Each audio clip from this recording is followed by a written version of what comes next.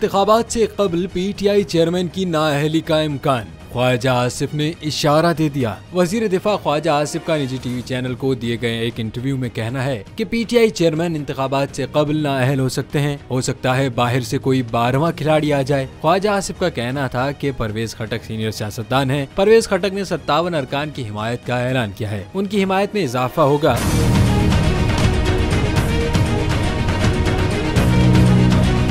वज़ीर दिफा ख्वाजा आसिफ का मजीद कहना था कि आइंदा इंतखाबात से कबल PTI चेयरमैन नाअहल भी हो सकते हैं, बल्कि चेयरमैन PTI को कई मुकदमात में नाअहल करार दिया जा सकता है। उनका मसला मुश्किल से सितंबर तक चला जाएगा। ये 16 सितंबर पर इन्हिसार कर रहे हैं। हो सकता है बाहर से कोई 12वां खिलाड़ी आ जाए। 12वें खिलाड़ी इसी इंतजार में बैठे होते हैं। ख्वाजा आसिफ ने कहा कि आम इंतखाबात की तारीख पर कोई बहस नहीं हो रही। मेरे ख्याल में 90 रोज में इंतखाबात हो जाएंगे। निगरां हुकूमत पर मुशावरत शुरू हो गई है। नवाज शरीफ, आसिफ जरदारी और मौलाना फजलुर रहमान मुशावरत कर रहे हैं।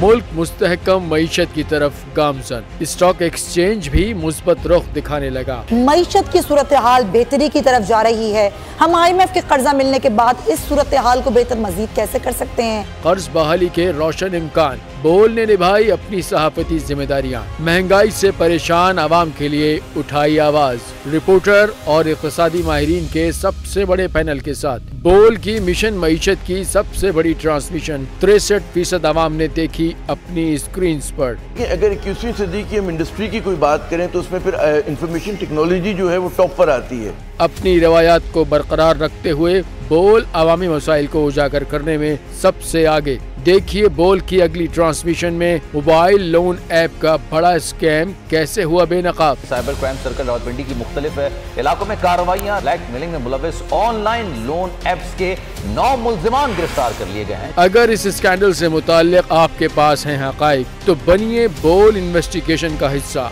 आपकी शनाख्त और तमाम तर मालूमात खुफिया रखी जाएंगी। तो बस हमें ईमेल करें या व्हाट्सएप करें 0337 0310 377। सब्सक्राइब करें और बेल दबाएं ताकि कोई खबर रह न जाए।